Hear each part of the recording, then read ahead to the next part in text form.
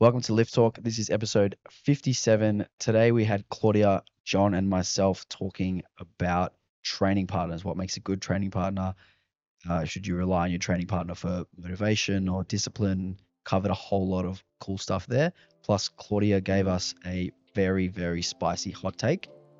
We hope you enjoy it. Like, subscribe, comment, and enjoy the show.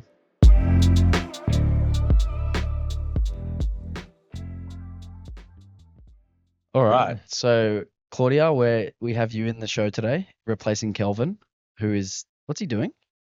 What's Kelvin He doing today? is doing a refresher course because he's been asked to referee or adjudicate a lion dancing championship. Cool. Absolute king. So random, but it's very cool. What is he? He's like on the board for his line dancing company, or what is it? No, Federation he or runs the something? team. He runs it. He runs the team. He's got a lion dancing team. So cool. That's why he couldn't come to the meeting the other day because he had to go fill in. Yeah, that's right. He had to go fill in and perform. Yep. What a guy. All right. Well, we're starting every episode with a hot take. And because you're the guest today, Claudia, I've asked you to come up with one. But before we do that, John Tran is going to have his first ever sip of White Monster, which I think is a momentous occasion. I felt like this has sprung on me. What is this? John? It's like an intervention. This is a huge moment. You expecting like a big reaction? I just want to know your opinion. I feel like it's been one of those things that's been hyped up to the point where, like, I can get around that. Oh, yes. good answer. I don't know if I would crave. You're going to be it. subbing one of your coffees per day for one of those in about a week's time. Probably not. How much caffeine does it have? 150 milligrams or 160. 160, yeah. 160. What's coffee got? Like Double shot, 160. It's about the same. Mm. Yeah. Yeah. I don't know if I'd sub a coffee for it. oh, You'll get there. So I like to drink things in low volume. My standard coffee order is a half full long black Yeah. Okay. because I want minimal liquid. whereas I would drink a liter of Monster if I could. Yeah, I think the refreshment aspect of a Monster is like part of what gets me across the line. Yeah, it is nice. It's actually considering my And- previous energy drinks would have been like V Yeah, V and Red Bull. Red Bull. That doesn't fit the bill anymore. No. We're better than that in I can 2025. see the appeal. All right, Claudia, what's your hot take? Your ceiling in powerlifting will most likely be determined by genetics. Spicy. What does that even mean?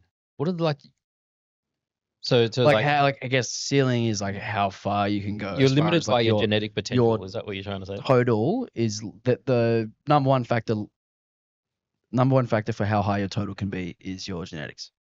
Essentially, is that right? Yes, I'd Yeah. say it's like the most important factor when it comes to reaching your full potential that will be determined by genetics. Such a broad comment. Genetics influencing what though? Your physiology? Like what? Well, I think there's a lot of nuance to it, right? Because genetics isn't just your, musculoskeletal makeup. It's also your psychology, like how driven you are. Do you have an addictive personality? Are you motivated? All of that also comes into genetics. So I think it's multifaceted in that sense. That's an whole episode. Yeah. Okay. So let's put a little like hypothetical out there. Let's say someone's like genetics maxed out, but their work ethic is like 50. But someone has 50 genetics and their work ethic is 100. But Which you can't- person goes further? You can't quantify But like genetic potential as a score. It's not a hit point score It's like still on a game. it's still hypothetical. Yeah, but you have to hypothetical on something that's comparable. You can't measure your as Claudia said, it's multifaceted. How do you encompass all those things into some objective measure of Well, like you potential don't. progress? You don't. You But I'm can't, right? saying like, let's say you can. Let's say you have someone who is like Genetically gifted. Ed Cohen level genetics in terms of like his build and like his propensity to gain muscle and his propensity to produce force and obviously like his ability to handle monotony in training and his ability to not get injured and like all those things. Mm. Let's say that's on the most it could possibly be, but his work ethic is like so-so. Coaching is so-so. Programming is so-so. Would that person go further than someone who has all of those other ducks in a row, but only like half of those genetic components? Well, I think work ethic comes down to genetics as well. So it's kind of like, So essentially nothing matters but genetics. Well, I no, don't think so. because your environment can also, psychology can be trained and discipline can be learned. And like the people you surround yourself with and who your coach is can help develop healthier habits to rewire your brain in a certain way. That's not ultimately genetics, but a lot of that comes under genetics, and whether you're able to be, I don't know, like open to those changes, that is also in your genetics. So I think it's like that nature nurture argument, right? Like both kind of matter. Yeah, I mean, I agree with this, to be honest. Like, I actually think that the number one determining factor for how good you can be at pretty much anything is determined by genetics. And that's not just powerlifting related. Like, if you're a short, fat, white kid, you're not going to the fucking NBA. Like, it's not happening. It's just straight up not happening. So, like, I think that also exists in powerlifting. Like, there are people out there who are just Not going to be good. better than you. No, they're just people who are just fucking way better than you. Mm. And like when Kana walked in the gym for the first time, my first thought was, fuck, I'm never beating this guy. Hadn't even seen him lift Not yet. with that attitude. Hadn't even seen him lift yet. Just looked at him. I'm like, there's fucking no way I'm beating this guy. But I also think on the other hand, like if you push that notion too much, it's easy to get discouraged by it, Totally. right? 100%. And Totally. you don't ever really know when your genetic potential will be unlocked. It could be like, look at Liz Craven. She's 50 and she is the strongest she's ever been, right? Is she actually 50? She's 50. She's almost the strongest she's ever been yet. Basically, right? And she's 50 years old. So you can't argue that like, oh yeah, I'm, 36 now, so my genetic potential's been maxed out. I've tried everything. You don't know. So you have to keep trying, otherwise you'll never know. There used to be such a cop-out comment that you'd see a lot, especially with guys. They would send in an inquiry about coaching or training or even just in discussions, and they'd be like, oh yeah, I think I've hit my genetic potential. I'm like, how do you... Yeah, you don't know that. You don't know that. And like, I've tried everything. No, you haven't. Have you tried like just eating properly and sleeping properly and going out and Yeah, and then have you tried doing that for 10 years? Yeah. So, yeah, I agree. I agree with that hot take. I think when it's, a lot of people will hear something like this, is that what they think of as genetics is someone's starting point. And it's like, oh, this person squatted 140 their first time ever training, therefore they have good genetics. But that's not the same thing as maybe the ability to get strong.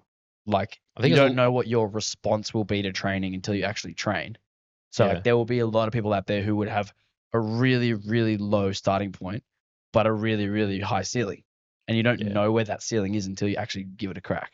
I think that the default is people think about morphology.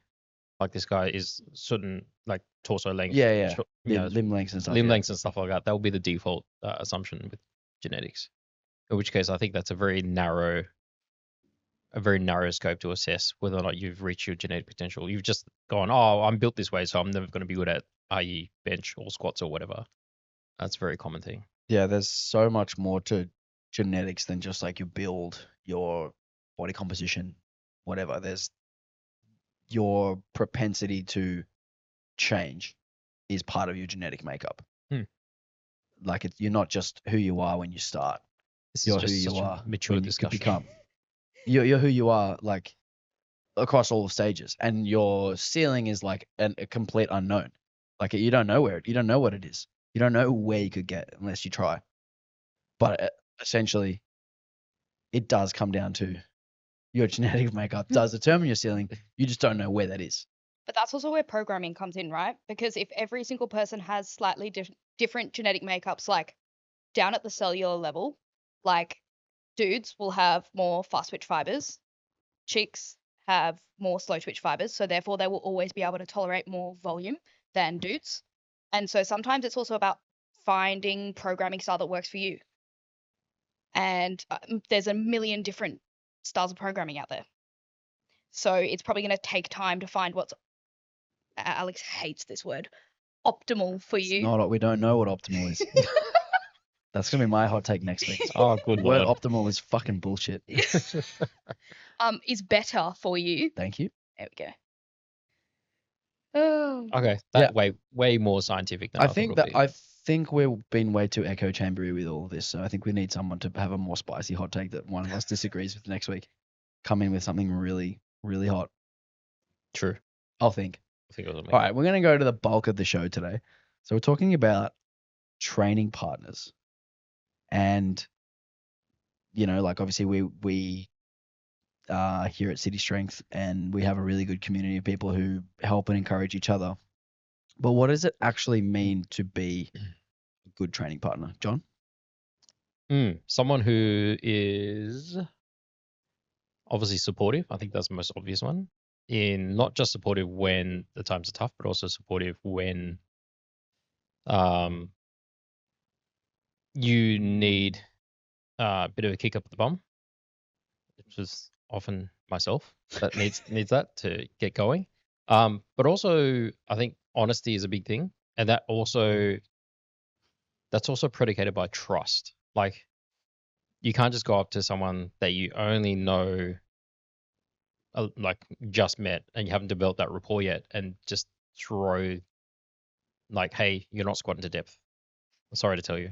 Like, I think it takes a certain amount of rapport to develop that, to be able to be direct and not piss in their pocket, and say, especially in powerlifting, we see it quite often where people are cheering on people squatting, and like they're not squatting to depth, and people, I think, are either afraid of offending that person to tell them that they're not meeting the standard, whatever that in whatever movement that may be, in fear of offending them. And I think a good training partner will say, hey man, like, that was a good lift, but you need to squat a bit deeper, or you need to pause a bit longer on your bench, or whatever. And I feel like it's very easy to cheer.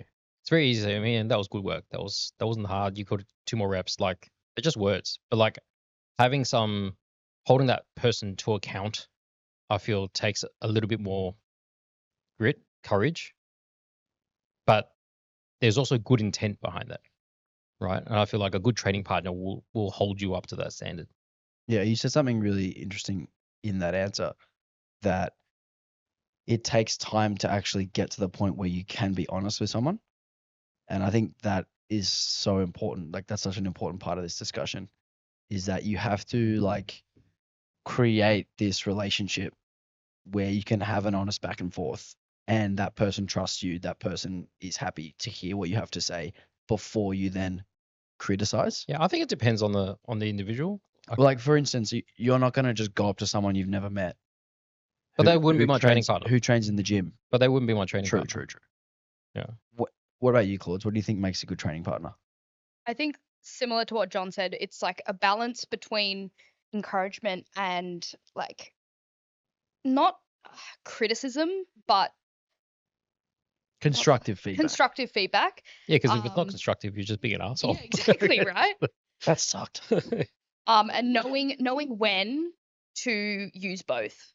And that's something that comes with rapport building as well. So like actually knowing the person and knowing, okay, they've come into this session already feeling pretty shit.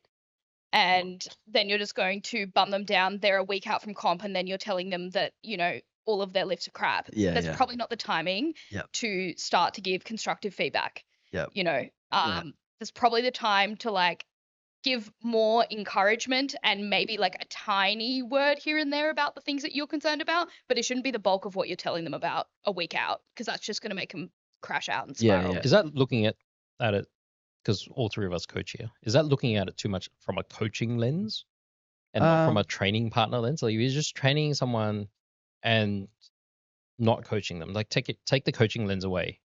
How would that differ? Well, I feel like that would be slightly different. Yeah, I think like as a coach, you're trying to like reassure them in times of doubt or whatever, but a training partner can do that too. Whereas a coach kind of would impart wisdom or give them something that they can work on, or give them something to fix, or give them some sort of direction to move forward and like improve what they're doing. Whereas I think a training partner is more there to support and to give the person what they need in the moment. So if they need space in the moment, like, you need to be able to recognize when someone might need space. And that comes back to what Claudia said, is actually like learning the person that you're training with, like learning when they need space, or when they can handle criticism, or when they just need a pat on the back. Whereas I think the coach role goes one step further. It's like you still need to do all of those same things, but then there's an added element of like, okay, how do we actually get out of this predicament, or how do we reinforce stuff that they're doing well? It's like Yeah. there's an extra layer. I think. There's also a difference in relationship, right? A training partner would more likely be a social relationship, and the coach will be aspects of a social relationship, but also a professional relationship. So the approach you would take to it, if you looked at it from a coaching lens versus a pure training partner lens, I feel would differentiate in that regard. Because you just, as a training partner, you'd talk shit, and you would in between lifts you talk shit, but in amongst that will be talk of the lift or the training session involved. Whereas coaching, it's very hard to take your coaching hat off when you're training in the gym that you coach at with people you already know. You're always going to have some aspect of that coaching hat on. Yeah, I try to like limit how much coaching advice I give when I'm training and just training with my client, training at the same time as Claudia or Yanni or whoever else is here. And I try to be that training partner who's encouraging and, gives them a kick up the ass if they need, but not step over too far into the coaching side, because I'm also training at that point as well. Like, I don't want to be working while I'm training. Yeah. If you guys look back to some of the best training partners that you've had, first of all, who are they? Second of all, what are some of the things that made them such a good training partner? If you can't think of one, I'll go first. Yeah, you go first. Okay. So my first ever training partner was my friend Doug, who we were like buddied up when we started training together for footy, because we were around the same size and we lifted around the same weights. So we were like paired up. So every time we did our morning footy sessions, we would train together. We would run through our programs together. And we also started powerlifting together, and we like ended up, going to represent Australia for the first time together, which was pretty cool. So that was like a maybe 8-year journey from when we started training for footy to when he stopped powerlifting and now decided to do rock climbing. And what I loved about Doug and what really helped me was he was just like extremely reliable. And that helped me with adherence and my consistency more than anything else did. Because at 2:00 on a Monday, we would squat. Oh, you had a regular schedule. Every single week. He would either pick me up or we'd meet at the gym. And when we moved gyms, we moved together. And we went train at the same gym together at the same times. Every single week. And Did it you was get a like discounted membership because it was 2-for-1? we should have. But the reliability and the consistency of Doug and myself, like we pushed each other, because it was like sometimes on a Monday I was hungover still from Saturday and I didn't fucking want to go to do squats. But he would call me and be like, get your fucking ass out of bed. We're gonna go listen to 50 Cent on the way to the gym and we're gonna go and train. And like it helped. Like it really, really does help, because sometimes the hardest thing to do is get your foot in the gym. And once you're in there, everything is better. And for me, that was something when I look back on Doug and how that helped me. Like I don't miss training sessions now pretty much ever. I think I've missed 2 training sessions in the last like 5 years, and both of them were probably like this year. And like that is because all the times that I had back in the day when I didn't want to train, I had Doug kicking me up the ass and saying, no, we go and train. That's what we do. And that's kind of like set that routine for me, and it set that habit for me. And now it's just something that I do. Yeah. Okay. Claude?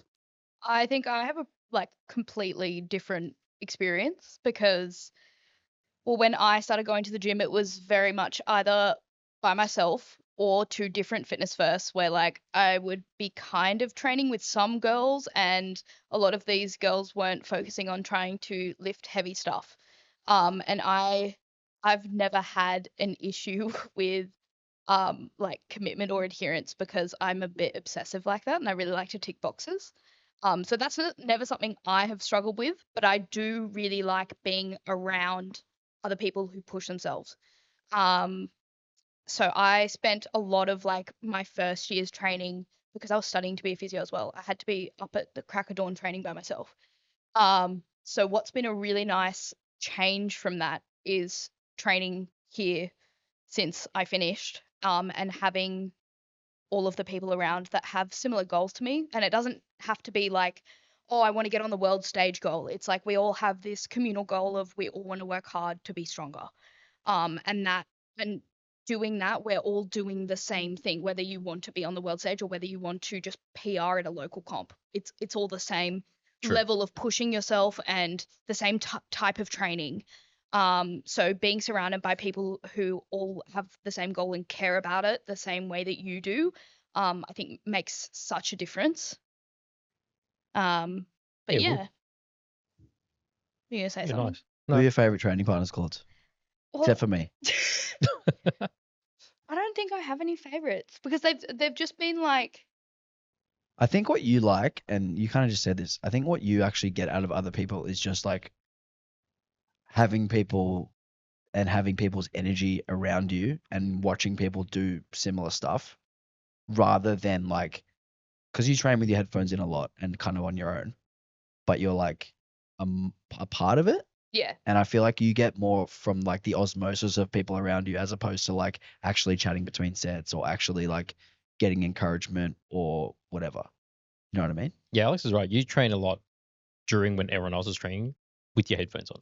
I still take them off to chat. Yeah, yeah, But you I do, you also do, you need do. to be able to zone in to focus properly. Yeah. Yeah, you definitely get around other people in a really positive way, but you don't expect it from anyone else. Like you don't call people over for a spot unless you're like going really heavy. You kind of just do your thing. And if you do get that positive encouragement, you're like, oh, cool, it's an added bonus. Whereas Yeah. like you don't rely on that. Where I think a lot of people actually rely on people around them for vibe and for energy and for like, spots and safety. Using stuff. it as support. Yeah, sort yeah. of. Yeah, well, there's like so much scientific evidence into that. Like there's actual research saying that if you are surrounded by an audience, you are more likely to perform better.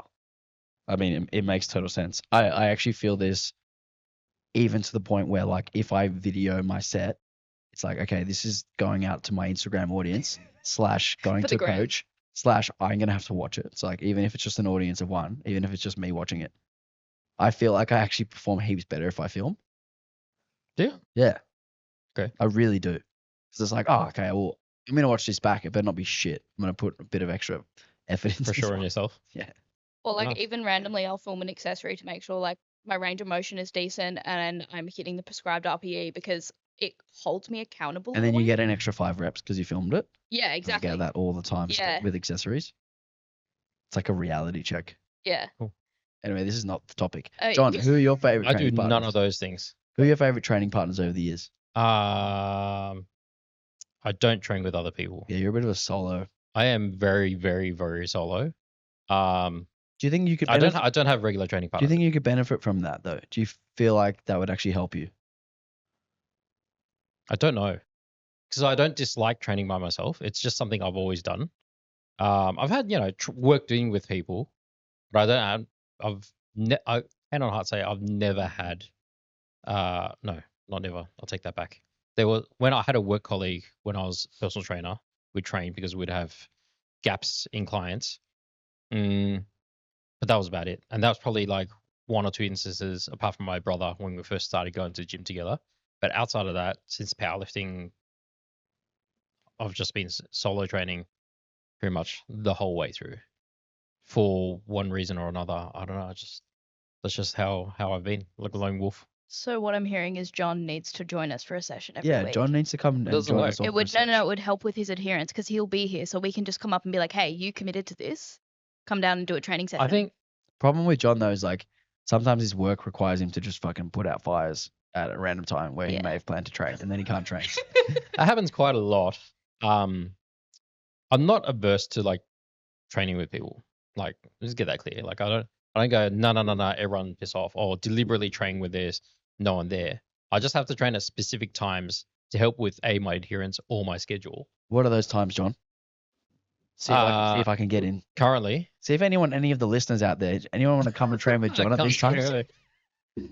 free invite. So What times? at the moment, it's Monday mornings, Okay. like 10:30, 11 o'clock, Everyone hear whatever that? it is. 10 a.m. Monday. 10:30, City Strength HQ, come and squat with John. Tuesdays about the same time, and then Friday mornings at about 9:30 ish. That's Okay. too early for me. Yeah, that's Because that's a bit early for me. in around that I have to balance Muay Thai, Being a dad, being a dad, and other work. So running 2 businesses. I do enjoy training by myself because I use that moment to put myself in a place to focus, and yeah, I enjoy my training that way. I actually think it's so important to have like your training times scheduled to ensure that nothing clashes. Because like if you, for instance, had, if you train with Claudia and I at 1 o'clock on a Monday, you can't guarantee that there's not work to do. Yeah, and I am easily distracted. I am horrendously easily distracted. So to the point where if I have a conversation with someone, and I shouldn't because I'm aware of it, but I do know that depending on the subject matter of conversation, I could run off down the rabbit hole, and that's it. That's my training focus and motivation, just down the Googler. And it's really hard to come back to it. Is that why maybe you actually do better when you're on your own? So there's less stuff to distract you. Probably. Less people to Probably. fucking And I also That's why I have to have my headphones on, because otherwise I get too distracted and my training takes take too long. Yeah. like, and I really love comp day for some reason. Like competing. Yeah, actual comp day, like the whole flow of comp day, like warming up, doing my thing, but also being amongst other people and then going out on the platform. Like I fucking love that. thrive. I love that energy when you're just in the back room and there's like a couple people who like you see twice a year. Yeah. And you're like, and you give these people fist bumps that you like. You don't need to know, talk. and Just you give a just fist bump. That was vibe good each other lift. up. Yeah. I love that. They're playing their Absolutely. tunes, you're playing your tunes. You know, you're all there for the same reason. But yeah, unlike the two of you, I don't have training partners. I'll train by myself. Like I'll call in people for a spot. Like I'm not silly. Yeah. But I enjoy the sort of, I'll say it's a bit cliche, like challenging myself. Because in powerlifting, so many things are controlled or within your control. You train indoors, you decide the weights, the sets and reps, and that sensation, the feeling, the execution is all very, very controllable. You're not out on a field subject to weather, potentially taking a hit from someone else. And I think being alone allows me to basically focus on executing those variables better, if that makes sense. Makes total sense. There you go. All right, back to the actual discussion of we always get sidetracked. We always do this. This is why we have this. This is why we have this new TV up here. It's this giant screen just blinding me. It's good. You kind of alluded to this earlier, Claude. How important is it that your training partner is at the same level? Like you mentioned before, like it doesn't really matter to you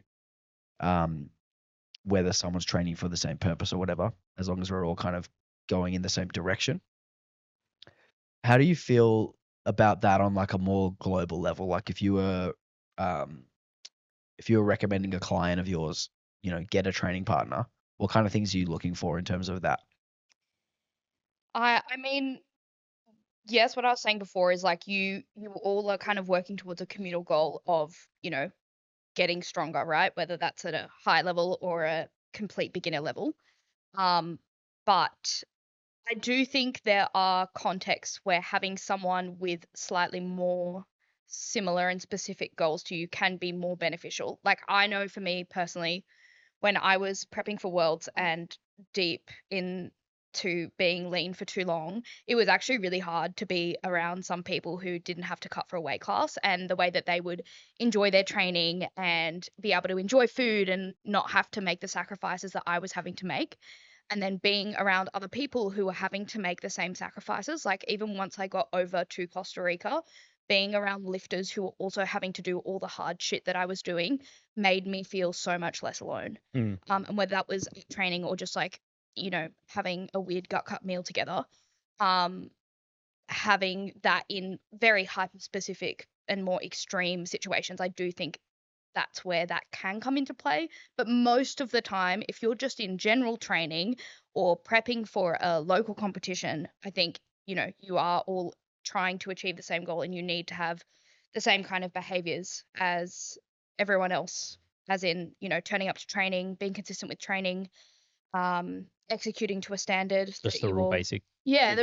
General stuff. Like, exactly. Yeah, less intense. Stuff that you would expect out of a client. Like turn up for your sessions, give it a good effort. Don't skip anything. Don't be lazy. Like, be supportive, all that kind of stuff. Yeah. So I think like 90% of the time, it doesn't really matter what kind of level you're at, as long as you have the same values. Yeah. For me, it's about a commitment level as opposed to a strength level. Like I could train with someone who's like 60 GL, but if they're That's me. sorry, John. Legit. Nah, you're higher than that, right? I don't know, actually. Like I could train with someone who's nowhere near the strength level I am or the experience level I am. But if they're committed to the same cause as me, that's just as motivating for me as seeing Yanni or Kana train here. So I think that's actually the important piece of it. It's not the strength level. It's more about the commitment level. Yeah. I think there's value in experience level as well, because then you can discuss and share the same sort of hurdles, going through prepping for comp or like reaching a point where you're hitting a plateau and certain things are really difficult, or learning a new position or technique. Like the shared experiences, I think, are really, really valuable, and it makes like friendships closer, essentially, right? Yeah. I also think the other part of that discussion is having people who are actually a lot stronger than you can go one of two ways.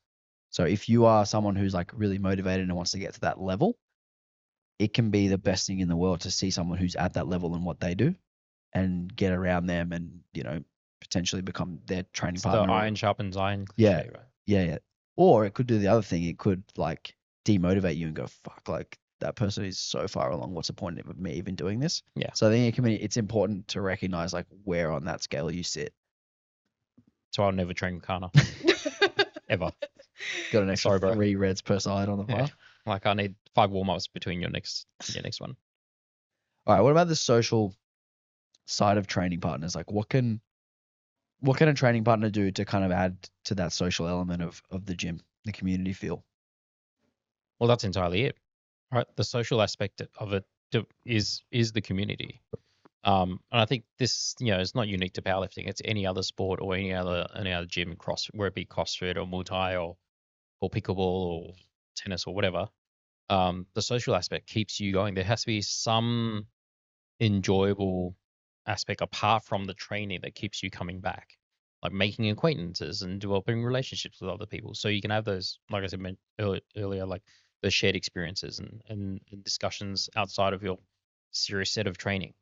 That just adds value to going to a venue to not only just train, but also see these people because you're interested in them because you've developed these social connections. Yeah, I love nothing more than seeing members of our gym who have met here, or even members of Process Powerlifting Club who met through powerlifting, who then now they go out to dinner together, or Yes. now they're at the pub together, or now they're at a rave, or they're going to the footy together, Run or club. something like that. They're making it a run. Oh yeah, No, walk club. cancel Is it a walk club? Cancel the run I've club. turned it into a partial walk club. Claudia's Well- walks and everyone else runs.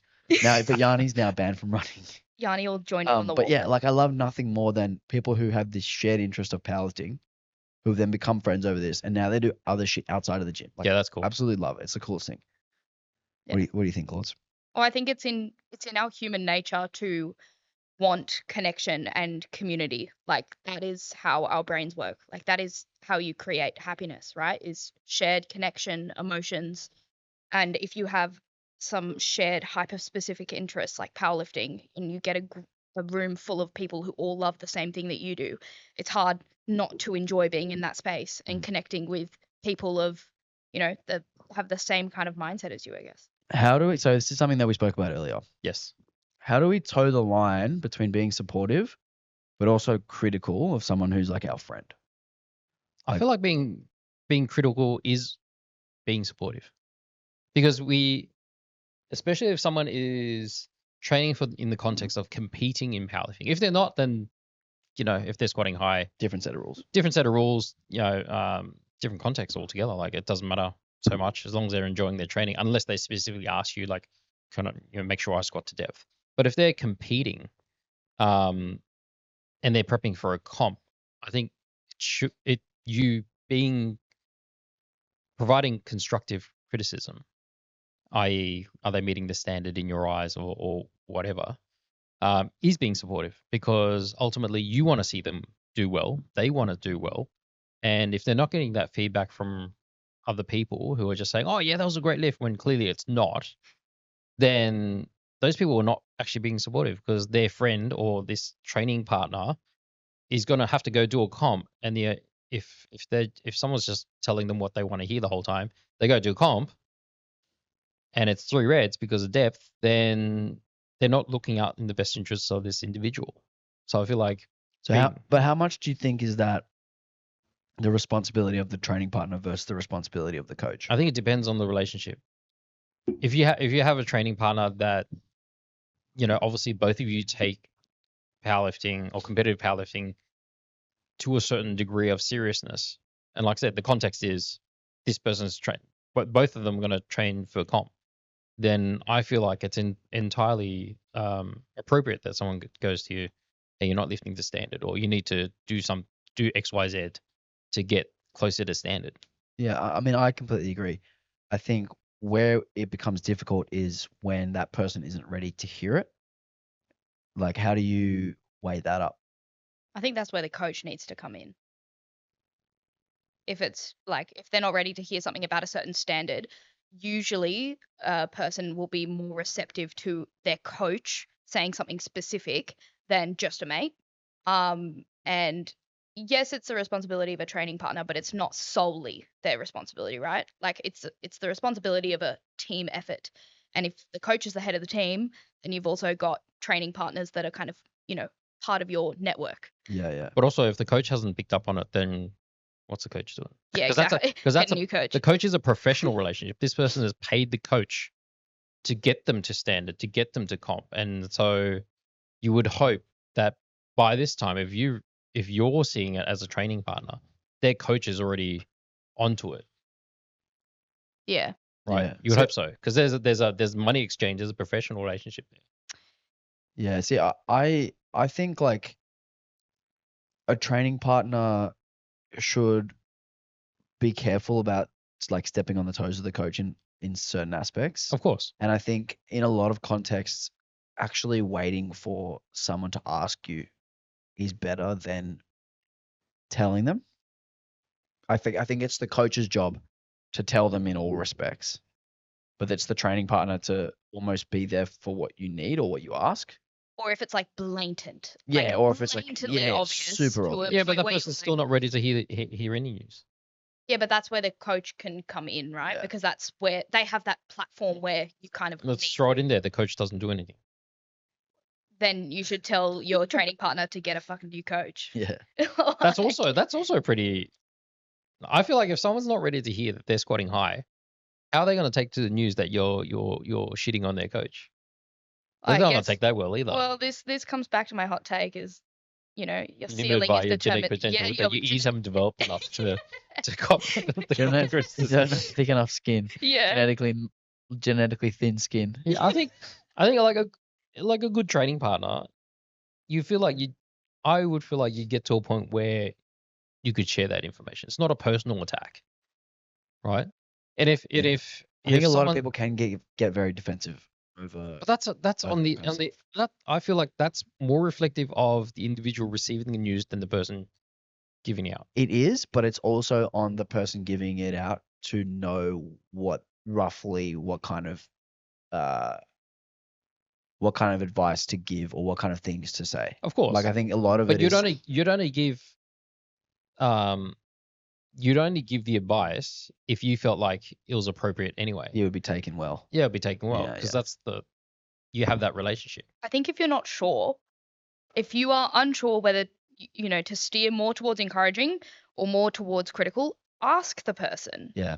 Ask the person, what do you need from me right now? What would you like me to do? Yeah. Like, you'd be surprised. Most people know what they need. What's this revelation in communication? The other- skills? People. The other thing that I think is a really good way to approach it is to ask them what they think of what they just did. Like when they're watching the video, oh, what'd you think? Like, how'd it feel? And then you kind of get a response from them about what they're feeling. Oh, I think it might have been a bit high. And then you can go and have the conversation about the depth. There's always a delusional mate. There's always Exactly. a delusional mate. Well, this is going to How be my would you next. how would you approach them? Because this comes back to your thing about if they're not ready to hear it or they don't want to hear it or they won't receive it badly, how would you Because we all know of someone who's Well, okay. someone delusional. So, okay, a good example of this is Mitsu. He's not gonna. Okay. For He's not context, we love Mitsu. He's not gonna okay? listen to this. I love Mitsu, but there was a long period of time where he wasn't pausing long enough, Okay. and he was getting that like real downward movement on one side that was like borderline, you know. On the press. Yeah, when he would press it, one of the sides would dip, and he wasn't pausing long enough. And whenever I would say to him like, oh, you should pause a bit longer, or that wasn't quite paused long enough, I would get a bit of a like, you know, a bit of a defensive response. So I Mhm. kind of left it alone a little bit until he did a competition where he was very disappointed with how he did, and then I said to him, you know, it's part of this is because your training standard isn't quite up to scratch, and I think you need to work on that. And it was like it took me a long time to like actually tell him what I really thought because I don't think he was ready to hear it yet. So it was about kind of waiting for the right moment. And in that instance, it was like, okay, he's reflecting on a comp that he didn't think he did well in. And I think that I had a reason for maybe why he didn't do as well, and something that he can work on and fix in training. Similar to stuff that I've already told him in the past, like your standard needs to be closer to the comp standard. And like maybe this wouldn't have happened if your standard was closer to comp standard. And then I'm kind of going back on what I've already said. Do you understand what I mean? Yeah, 100%. Like you just basically wait for him to stack it before you pick them up and say. But I think this. also sometimes you need to let people make mistakes. Yeah. Like sometimes, you know, you can tell someone over and over and over again the same piece of advice, but until they actually experience it for themselves, they won't be able to take it on and move forward. And that's also okay. Like that's a part of their life journey. as well. It's their journey, right? There's I a keep part, saying yeah, that. there's a part of like self-discovery, which is so much more powerful than someone else telling you the exact same piece of information. Like if I look back at like, you know, when I did my first 5 competitions, I was in the 74 class, and I look back on it and it was a fucking stupid choice to be in that weight class. And my coach at the time was telling me that it would have been a stupid choice at the time. But I had to actually go through that experience to come to the other side and go, that was actually pretty stupid. Yeah, sometimes we are the ones that are in the way of our own progress. Yeah. A lot of the time. And you said you've got the like delusional training partner in some aspects. What I think of first when I hear that is the person who's constantly throwing like milestone numbers at you. Like someone's just benched 140 for the first time and it's like, oh, when's the 150? And like they've just done 140 at RPE 10. That kind of stuff I think can actually be a little bit damaging if done the wrong way. What do you guys think about that? Which bit? Like just being instead of recognizing the thing that they've just achieved. Oh, so acknowledging that they've just hit a success. PB. It's like, cool, you just hit a PB. Like instead of saying well done, it always goes to like, oh, when's the 300? Because like someone does 270 for the first time, and then it's like, oh, cool, when's 300? And it's like, hang on, can't you just say well done for doing 200? Yeah, 270 can. first? You can. Yeah. Absolutely. I think you recognize their accolades and their wins. Yeah, that's the thing that annoys me a lot about some training partners is that they blow smoke up the ass of their mate about some future goal that's fucking could be miles away. Like we don't know. Deadlift. Yeah, it could be 6 years away. We don't know. Rather than just saying well done. And it creates an unrealistic expectation as well, right?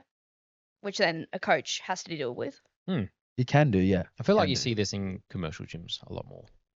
Where you see it on Instagram with all the young if they whippersnappers. don't do that on Instagram, is it post worthy? It's probably not.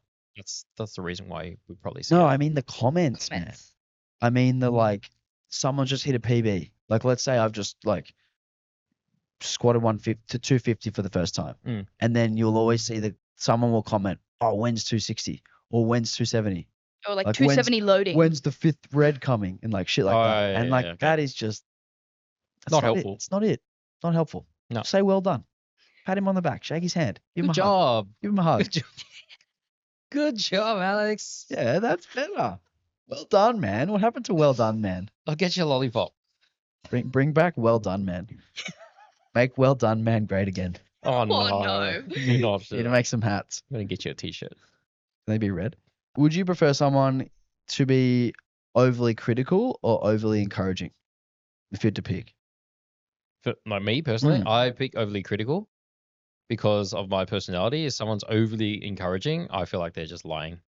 I'm immediately suspicious. I literally said this to Claudia the other day. If someone's like, "Good job, man, that was sick," like, blah, blah, blah, blah, like some degree is fine, but there's like a gray, I don't know, line, and they start adding layers to it. I'm like, not just us. I don't know. See, I think actually for me, overly encouraging because I'm already extremely overcritical of myself. So I find actually having someone encourage me sometimes benefit me more. But don't you feel like Like Alex, you would know I nitpick at my training you do? often.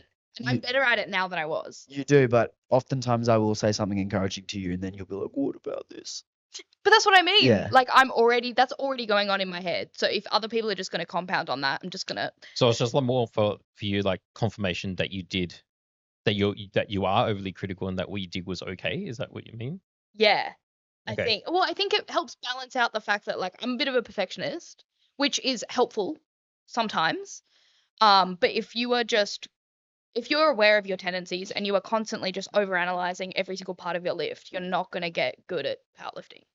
So having people around me that are actually just encouraging me, or like even Alex will be like, dude, just like complete the reps and like get it done. Rather than like spending all this time stressing or overthinking about certain aspects of something that is actually just detracting from the energy you could be using doing more productive training. Well, then I'm screwed because I overanalyze and I don't take well to compliments and encouragement. So Yeah, your genetic makeup sucks. that John. sucks.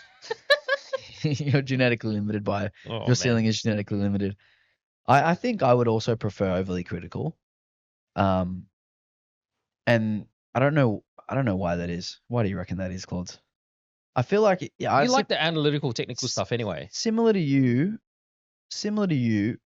I feel like if someone's like, "Oh man, that was awesome," I'm just kind of like, "Was it? Was it really? Yeah, Was that's it awesome? literally the same Is words. awesome the right word, or was it just fine?" Yeah. Because I actually think that, and this is so normal, is that actually I don't know what 80% of our training is just like meh, it's just Boring, whatever. monotonous It's just stuff, is. yeah. It's just it's training. Yep. And like 10%'s great, 10% sucks. So if it's in that 10% and it's actually great, then I'm happy to take that positive, encouraging. That was great. Like, yeah, cool. I'm like, yeah, that actually was great. But I know that like the bulk of what I do is just training. You Yep. just literally overanalyze that as well. But I also think like being Hey, encouraging. we're on a podcast, John. We got to fill this time. Okay, sorry. We got to get an hour in somehow. Being encouraging doesn't have to be like diluted encouragement. Well, that was the question. Was overly. Would you prefer overly encouraging or overly critical? Yeah, you pick one or the other. Obviously, No, overly obviously the correct answer is somewhere in the middle, probably leaning towards encouragement. Yeah. But that's boring. Yeah. Yeah. We need Give me less critical. gray area. Let's Give me get back- critical. Give me technical stats. Why? All or nothing. good content. Give me like meters per second. Like if I twist my wrist this way, I should increase You need a velocity by. tendo VBT. unit. You need to borrow Rory's Man, tendo. if I did that, that'll be the end of me training. I'll Mm. just be forever analyzing data.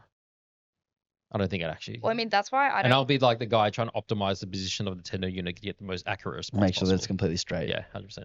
Well, I know Alex does this with most of his clients too. Like, I don't get clients that track steps, or like, I don't track my sleep on a tracker because I know my personality is like that. Like, I would just obsess over data.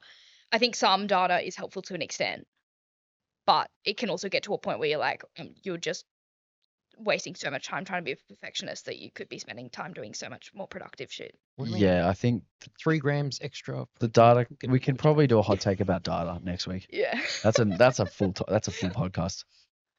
Is there anything else left on there, Joel? If you scroll down, is there anything else in the doc? Is that it? No. All I right, will, I that's will it. highlight talking about training partners that Claudia, welcome to the team. Recently signed yes. on as a personal trainer at City Strength HQ.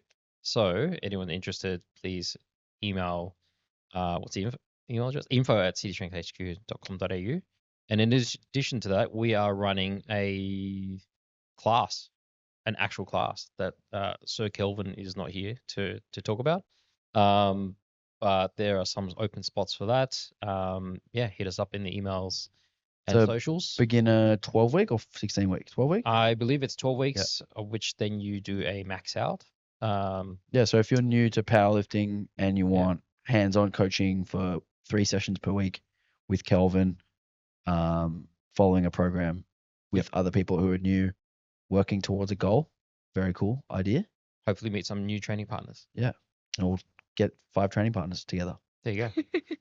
All right, well, if you got this far, like and subscribe. And what is this, episode 57? We'll see you in episode 58. Ciao.